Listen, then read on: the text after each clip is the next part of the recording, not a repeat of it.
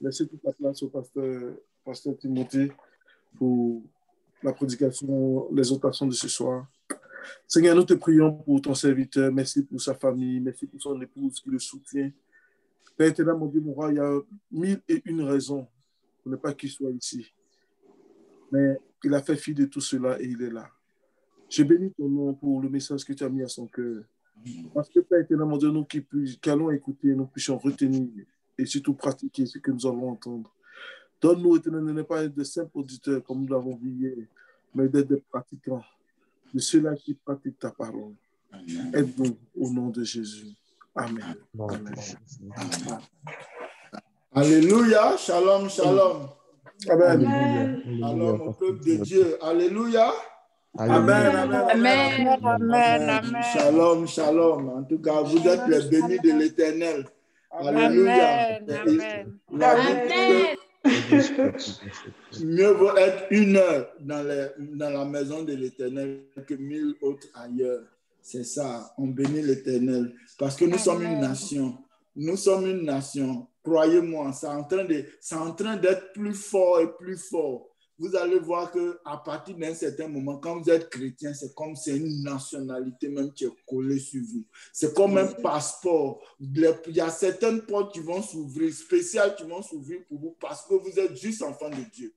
Il y a des coins que vous pouvez aller parce que vous êtes juste enfant de Dieu. Ça va venir. L'Église sera encore de plus en plus soudée. L'Église sera encore de plus en plus puissante. Et l'Église sera encore de plus en plus vraiment combative au nom de Jésus. Amen. Alléluia. Alléluia. Amen. Donc aujourd'hui, on va acclamer d'abord le Seigneur Jésus qui est là, il est présent, il nous attend. Ne le laissons pas s'endormir. Alléluia, on va l'acclamer.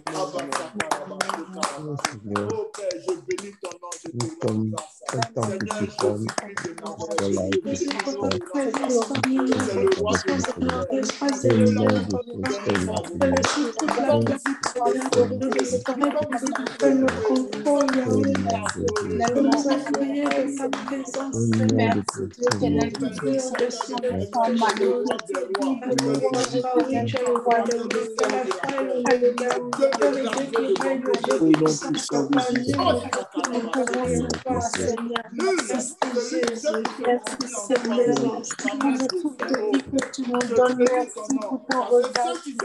Merci Seigneur pour ta main dans notre vie.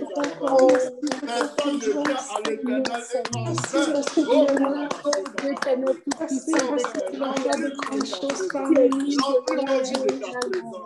Alléluia. Alléluia. Alléluia. Amen. Il est le Dieu de bonté, Dieu de grâce et Dieu de fidélité. Il a dit, Amen.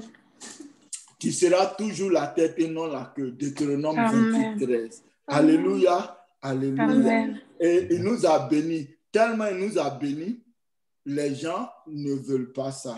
Il y a certaines personnes, il y a des ennemis aussi qui nous attaquent tellement ils voient la bénédiction. Mais le Seigneur, il ne sommeille pas, il ne dort pas. C'est ça, il n'est pas un homme. C'est l'homme qui dort, c'est l'homme qui sommeille. Mais lui, il n'est pas un homme. C'est Dieu, il est le Dieu de l'univers. Il ne sommeille ni ne dort, comme le dit le psaume 121. Donc aujourd'hui, le titre de l'exhortation sera « Si l'Éternel est pour moi, qui peut contre moi ?» Alléluia. S'il est pour nous, qui peut contre nous? Ça veut dire que il est avec nous et tous ceux qui vont aller contre nous seront dans la défaite.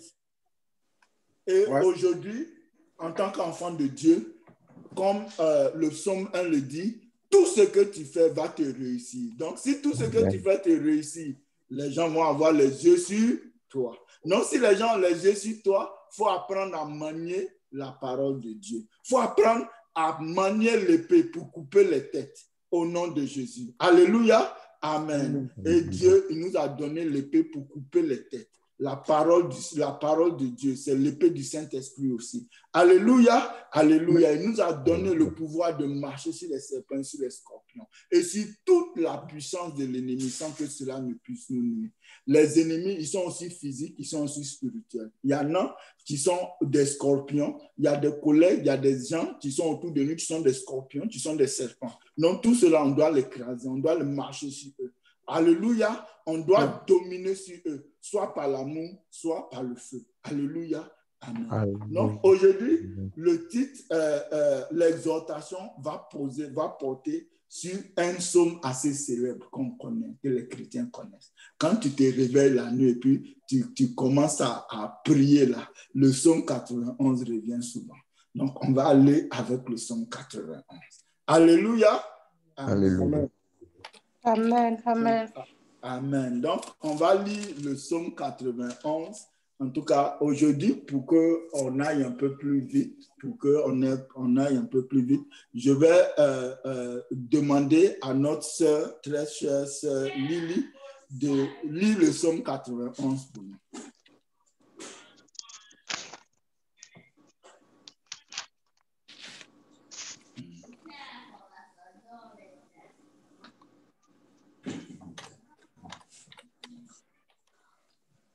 Ok, désolé, c'est moi, non? Oui. Ok. Celui qui habite sous l'abri du Très-Haut repose à l'ombre du Tout-Puissant. Je dis à l'Éternel, mon refuge et ma forteresse, mon Dieu, en qui je me confie, car c'est lui qui te délivre du filet de l'oiseleur, de la peste et de ses ravages. Il te couvrira de ses plumes, tu te réfugieras sous ses ailes, sa vérité est un bouclier et une cuirasse. Tu ne craindras ni la terreur de la nuit, ni la flèche qui vole de jour, ni la peste qui marche dans l'obscurité, ni la contagion qui frappe en plein midi. Que 1000 tombent à ton côté, 10 000 à ta droite, rien ne t'atteindra. Tu regardes seulement de tes yeux et tu verras la rétribution des méchants. Car tu es mon refuge, ô Éternel, tu fais du Très-Haut ta retraite. Aucun malheur ne t'arrivera, aucun fléau n'approchera de ta tente. Car il donnera pour toi des ordres à ses anges, pour te garder dans toutes tes voies, ils te porteront sur les mains, de peur que ton pied ne heurte contre une pierre. Tu marcheras sur le lion et sur la vipère. Tu fouleras le lionceau et le dragon. Puisqu'il s'attache à moi, je le ferai échapper. Je le protégerai puisqu'il connaît mon nom. Il m'invoquera et je lui répondrai. Je serai moi-même avec lui dans la détresse. Je le délivrerai et je le glorifierai. Je le rassasierai de longs jours et je lui ferai contempler mon salut. Amen. Amen. Alléluia. Amen. Alléluia. Amen. Amen. Donc, le verset là s'adresse à tous les enfants de Dieu et à chacun de nous en particulier parce qu'il a dit quoi? Il a dit, si tu demeures sous l'abri du Très-Haut, tout ça là, ça va s'accompagner, ça va t'accompagner dans la vie. Donc ici, quand on regarde le psaume 91, le contexte général, c'est la défense.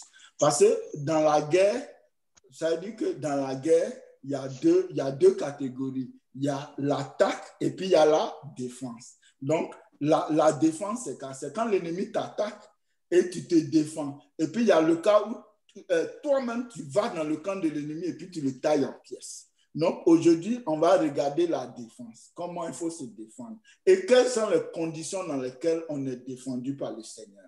Et il a dit quoi? Il dit, quand on regarde, on va aller au premier verset et aller directement au dernier verset. Et ensuite, on va revenir à chaque verset quand il le faudra. Donc, il dit, celui qui demeure sous l'abri du Très-Haut, il repose à l'ombre du Tout-Puissant. Donc, quand on regarde la conséquence finale, il dit, je te rassasierai de longs jours et je le rassasierai de longs jours et je lui ferai voir mon salut. Donc, ça veut dire quoi? Ça veut dire que quand le Seigneur te défend, ça veut dire qu'il protège tes jours. Donc, ça veut dire qu'au départ, il nous a donné de longs jours. Donc, ces jours-là, il va nous rassasier de jours. Ça veut dire que l'ennemi ne va pas écouter nos jours. Il dit, je te rassasierai de longs jours et je lui ferai voir mon salut. Donc, le Seigneur, d'abord, il dit, il nous apprend à compter nos jours. Parce que nos jours, la longévité de nos vies, c'est compter, c'est des jours. Après des jours, c'est des semaines. Après les semaines, c'est les mois. Et puis, c'est des années. Mais l'unité de base, déjà, c'est les jours. C'est vrai qu'il y a des heures, mais en termes de vécu, on parle de toujours des jours. D'abord, on commence par les jours. Et puis, on va maintenant, on va avec les années. Alléluia. Amen. Donc, on va revenir maintenant au premier verset, qui est un verset clé. C'est un verset important. C'est un verset duquel découlent tous les autres versets. C'est un point culminant. C'est la racine même. C'est comme Adam. Adam, c'est à partir de lui que Dieu a créé l'humanité. Et puis, nous sommes tous sortis d'Adam. Donc, Dieu d'abord et puis nous ensuite. Alléluia. Donc, dans notre vie chrétienne, c'est d'abord Dieu qui est en avant et puis nous, on suit. Si Dieu n'est pas en avant, si Dieu n'est pas en avant, n'est pas la première place dans nos vies, il y a un problème. C'est pourquoi, dans notre relation, dans nos vies de tous les jours, il y a d'abord la relation avec Dieu. C'est une relation qui ne doit pas être discutée. Rien ne doit prendre la place de Dieu dans nos vies. Après la relation avec Dieu, c'est notre famille. Après notre famille, maintenant, c'est l'œuvre de Dieu. Donc, tout ça, là, il y a des versets qui peuvent démontrer ça. Mais on ne va pas aller dans tout ça. On va se focuser sur le psaume 91. Il dit, celui qui demeure sous l'abri du Très-Haut. Donc, on va d'abord sous l'abri. On va aller sous l'abri. Sous l'abri, l'abri, c'est quelque chose pour nous protéger. C'est quelque chose comme un refuge. C'est là où on se prend. Ça peut aussi dire aussi une demeure, l'abri. Et quand on est dans la demeure, donc quand on habite chez le Seigneur, quand on reste, ça veut aussi dire sous l'autorité du Seigneur. Donc, ça veut aussi dire que sous l'alliance, quand on se met sous l'alliance avec le Seigneur. C'est important. Donc, ça veut dire quelqu'un qui va chez le pasteur Sylvain puis qui habite là-bas, il sera sous l'autorité du pasteur Sylvain parce qu'il est sous son toit.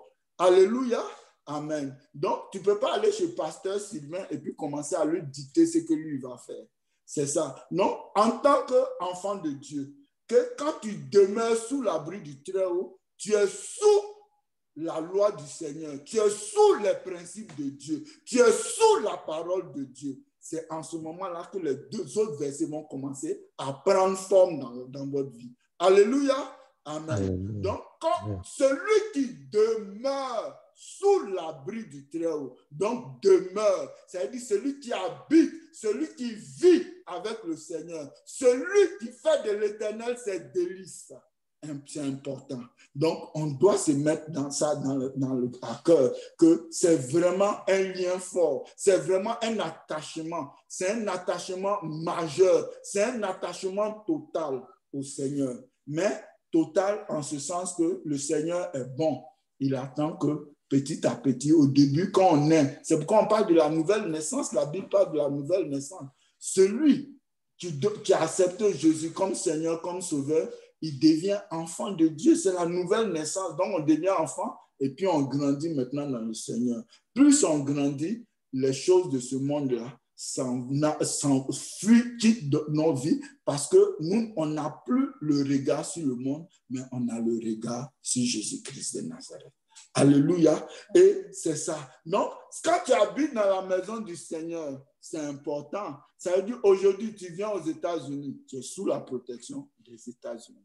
Tu es sous l'autorité du président américain. Tu es sous l'autorité de la Constitution américaine. Donc, eux se réservent le droit de te protéger. En retour, tu respectes la loi des États-Unis. Tu respectes leurs principes. Tu respectes leur culture. Tu respectes beaucoup de choses. Tu respectes leurs lois, leurs règles. Alléluia. Donc, quand on vient dans le Seigneur, quand on accepte Jésus-Christ de Nazareth comme Seigneur et Sauveur, on se met dans une alliance avec le Seigneur. On vient dans un autre monde. Ça veut dire que dans le royaume de Dieu, on rentre maintenant dans le royaume de Dieu. Et Dieu, comme pasteur Sylvain a dit, Dieu maintenant, son règne vient sur nos vies. Alléluia. Et nous, notre rôle, c'est la soumission au principe de Dieu. C'est la soumission à la parole de Dieu. Alléluia. Et maintenant, le toit prend forme. Quand on se soumet à la parole de Dieu, là, le toit prend forme. Alléluia. Amen. Et maintenant, si on est sous la constitution de Dieu, si on est sous l'abri de Dieu, lui, il a l'armée céleste. Et l'armée céleste est en marche pour nous.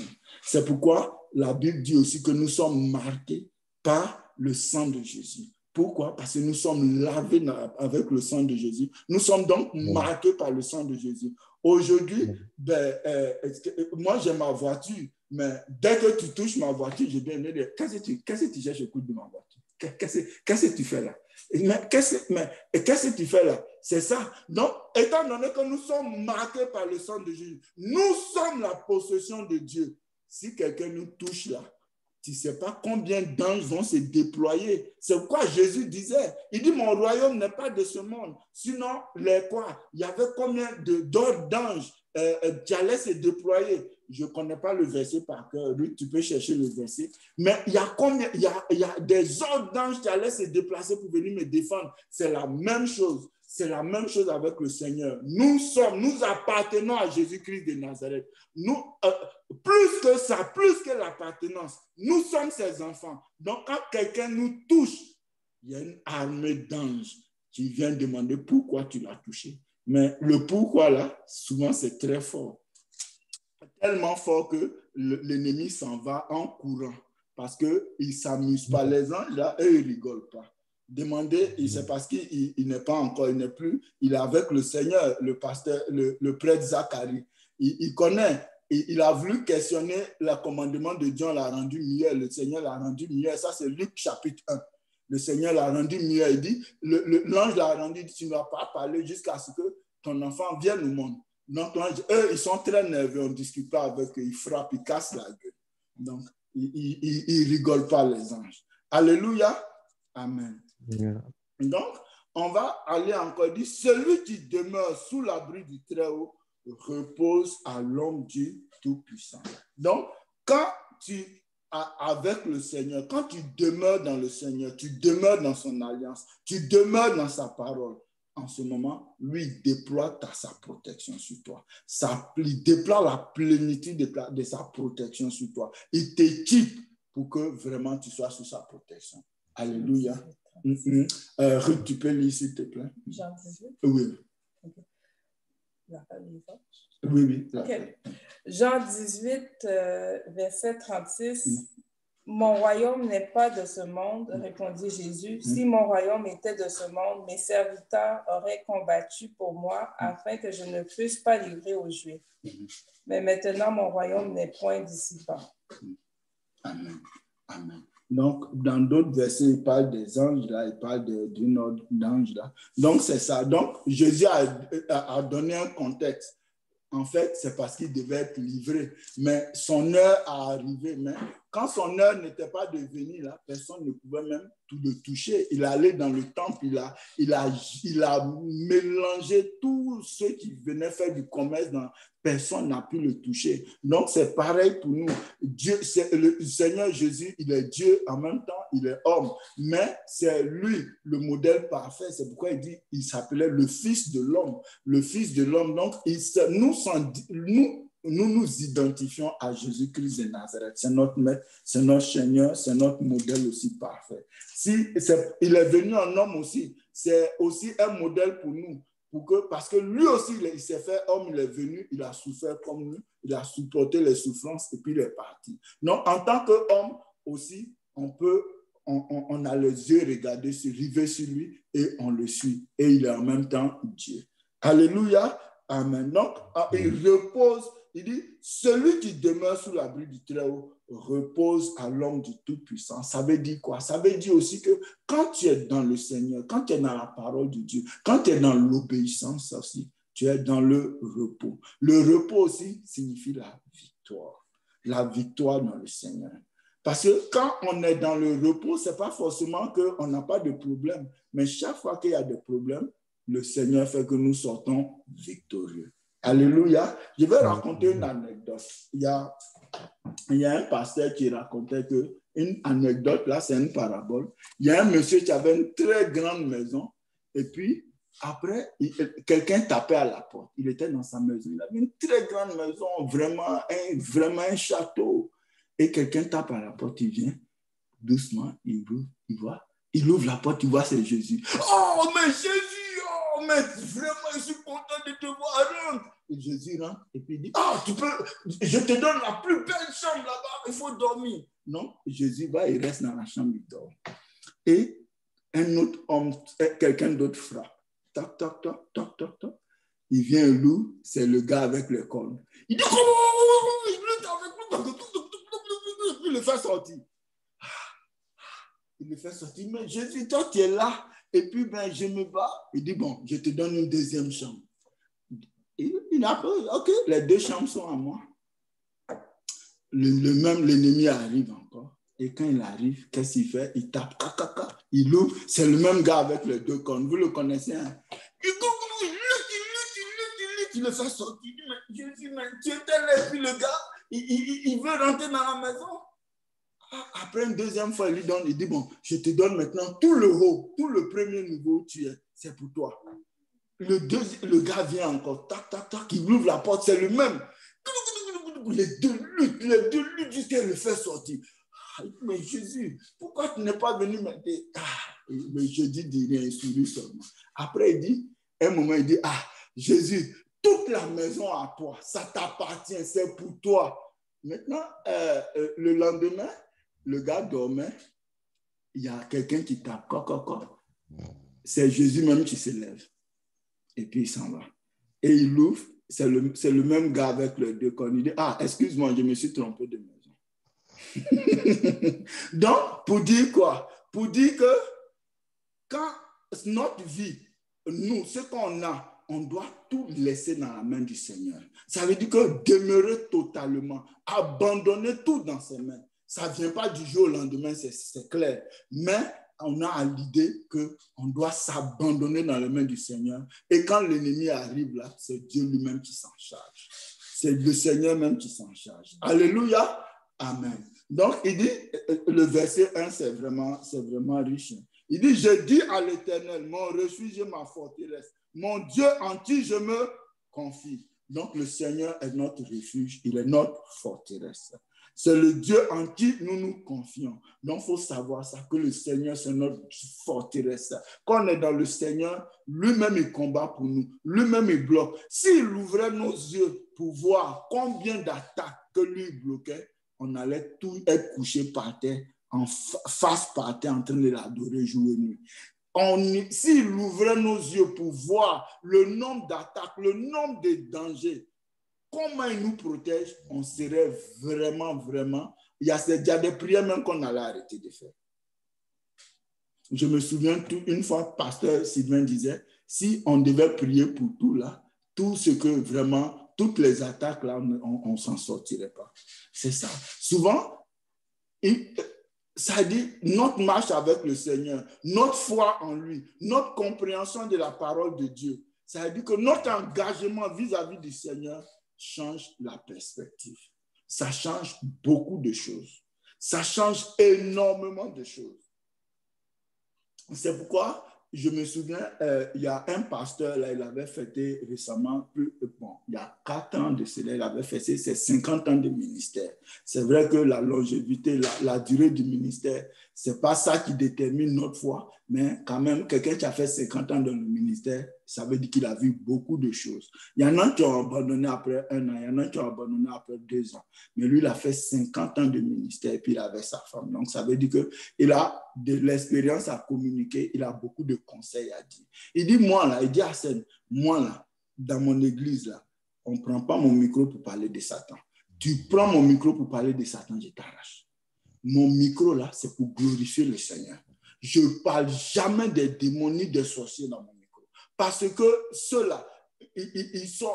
Ça veut dire que quand tu te confies au Seigneur, lui-même, il te donne une protection. Et c'est ça qui te protège. Il m'a conseillé ça. Mais vraiment, depuis que je l'ai rencontré, avant, j'aimais parler beaucoup des sorciers, des démons, des attaques démoniaques. Mais depuis qu'il m'a parlé, vraiment, ça m'a convaincu. Ça a changé toute ma perspective. Et c'est pourquoi il y a un autre pasteur qui disait, mais Satan, Jésus dit quoi? Il dit, je vois Satan tomber comme un éclair. Il dit, mais pourquoi vous, les gens de l'église, il est déjà tombé, mais pourquoi vous les levez dans vos églises?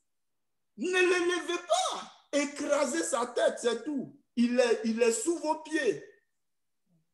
Alléluia. Donc, nous bénéficions d'une protection puissante qui est Jésus-Christ de Nazareth. Le Dieu vivant, le Dieu éternel, le Dieu de gloire, le Dieu de bonté et de miséricorde, c'est lui qui nous protège. Alléluia, alléluia. Je me souviens une fois, j'étais couché. Je ne vais pas dire le nom de la personne, mais c'est pas, personne ne connaît véritablement cette personne. J'étais couché. Il y a une personne, c'est une sorcière.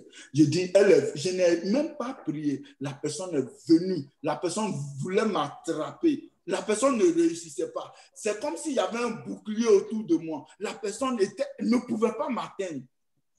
Je n'ai même pas ouvert ma bouche pour faire une seule prière. Mais la personne s'est débattue jusqu'à la personne est partie. Et je me souviens que quand j'ai donné le jour, la semaine où j'ai donné ma vie au Seigneur, j'étais couché là, et puis il y a comme une foudre qui est venue me frapper. Mais la foudre ne m'a pas atteint. C'est comme si j'étais dans un bouclier comme ça, un bouclier magnétique. La foudre est restée. Et il y a quelqu'un de la famille qui est mort dans la même semaine. Donc, c'est pour dire quoi? Le Seigneur est notre bouclier, il est notre forteresse. Mettons notre confiance en lui. Ça ne veut pas dire de ne pas prendre l'épée pour tailler en pièces de l'ennemi, mais ça veut dire que le Seigneur nous protège beaucoup et il faut mettre notre confiance au Seigneur. Et c'est par la foi que nous, on a la victoire. C'est par la foi que Jésus a vaincu ce monde. C'est par la foi que nous aussi, nous devons vaincre le monde. Amen. Alléluia. Il est notre bouclier, il est notre forteresse. Il dit, et c'est lui qui te délivre du filet de l'oiseleur, de la peste et de ses ravages. Amen. Le filet, c'est lui qui nous délivre du filet de l'oiseleur. L'oiseleur, c'est aussi le sorcier, c'est aussi les mauvaises personnes. C'est des gens qui nous veulent du mal. C'est des gens qui sont sur nos chemins. Comme Pasteur Sylvain disait, comme le Seigneur aussi, Jésus dit, ils m'ont haï sans cause. C'est des gens qui te haïssent sans cause parce que tu réussis. Donc, ils placent un filet sur le chemin pour t'attraper. Mais sache que le Seigneur est là. Le Seigneur, il dit, il enlace le méchant dans l'œuvre de ses mains. Alléluia. Il enlace le méchant dans l'œuvre de ses mains. Alléluia. Amen. Et c'est lui. Amen. Et il te délivre du filet de l'oiseleur, de la peste et de ses ravages. C'est lui qui te délivre de la peste et de ses ravages. Combien de fois l'ennemi n'a pas essayé de te donner une maladie? Mais combien de fois le Seigneur n'a pas bloqué ça? Combien de fois le Seigneur n'est pas venu à ton secours?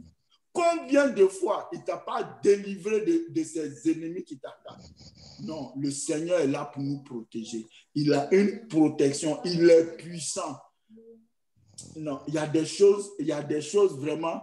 Je me souviens une fois, je priais et je priais et dans mon salon, la nuit tard, et je priais, puis j'ai vu quelqu'un apparaître. Et je connaissais la personne et je sais que la personne, c'est une sorcière. Je ne me suis pas occupé de la personne, j'ai continué à prier. J'ai continué à prier. Rien. Mais le Seigneur fait son travail. Le Seigneur, je me souviens une fois à l'église aussi, il y avait une sœur qui avait vu quelque chose, mais c'était vraiment tangible. C'était comme une attaque, comme un frère contre un frère. Et les gars ont commencé à lier les démons. Puis le pasteur a dit non. Il dit non, continuons notre culte. Continuons notre culte. Ça m'a vraiment marqué ce jour-là. C'est-à-dire que ne même pas s'occuper de l'ennemi. Laissez continuer. On est venu pour adorer le Seigneur. On est venu pour le louer. On n'est pas venu pour faire des combats contre celui. Non, le Seigneur va s'occuper de lui. On a continué le culte. Et le gars a été neutralisé.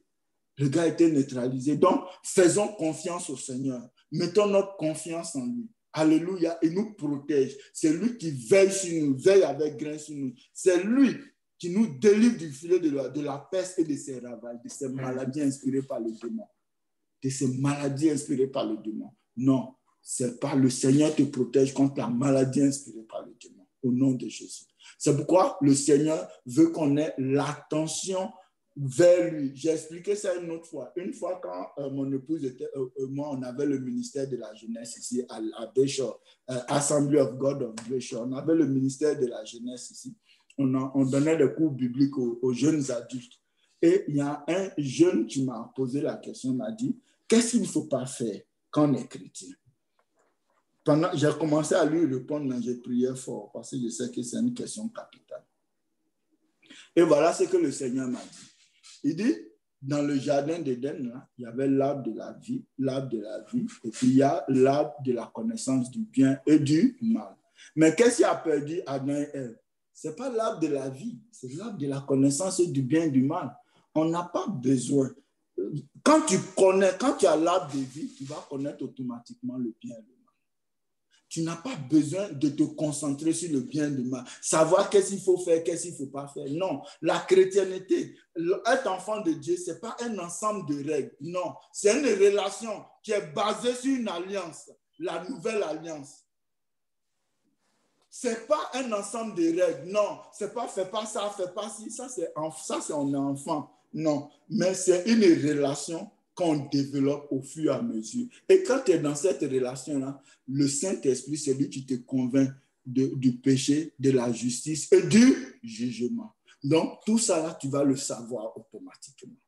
Alléluia. Amen. Donc, je ne vais pas m'attarder long dessus. Tout le reste, là, ça vient après le premier verset. C'est tout le reste du psaume 91 découle de ça. On peut expliquer ça, on peut aller en détail, c'est vrai, mais on n'a pas tout le temps requis pour ça. Mais sachez que le psaume 91, c'est un psaume de défense et c'est un psaume que je conseille à chacun de nous de le connaître par cœur. Et en le proclamant de foi, on voit les résultats. C'est un psaume vraiment important. C'est un psaume clé. C'est un psaume important dans nos vies. Et il y a certains versets que je recommande particulièrement de connaître par cœur. C'est important. Ce n'est pas parce qu'un est plus important que l'autre, mais ce sont des versets, quand tu te trouves vraiment dans le combat, tu pries, tu proclames ces versets-là, tu vois même que l'ennemi prend la poudre d'escampette.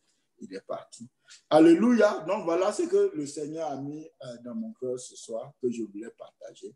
Que vraiment, demeurons sous l'abri du Très-Haut. Et voilà quelque chose que le Seigneur m'a communiqué aussi. Il a dit, quand on regarde Pierre, la parole de Dieu disait que l'homme de Pierre guérissait les malades. Ça veut dire Pierre, c'est qui? C'est un apôtre, mais c'est quelqu'un qui a cheminé avec Jésus. Tu connais Jésus. Donc, tu es tu demeures, tu as demeuré sous l'abri du Très-Haut. Donc, son nom, lui aussi, est devenu tellement puissant que ça guérissait les malades. Donc, c'est important. Ton nom aussi peut guérir les malades. Au nom de Jésus. C'est Dieu qui va le permettre. Alléluia. Amen. On bénit le Seigneur. Donc, acclamons le Seigneur Jésus. Alléluia. Amen, amen, alléluia. Amen. Amen, amen. Que le nom du Seigneur soit béni. Merci, merci.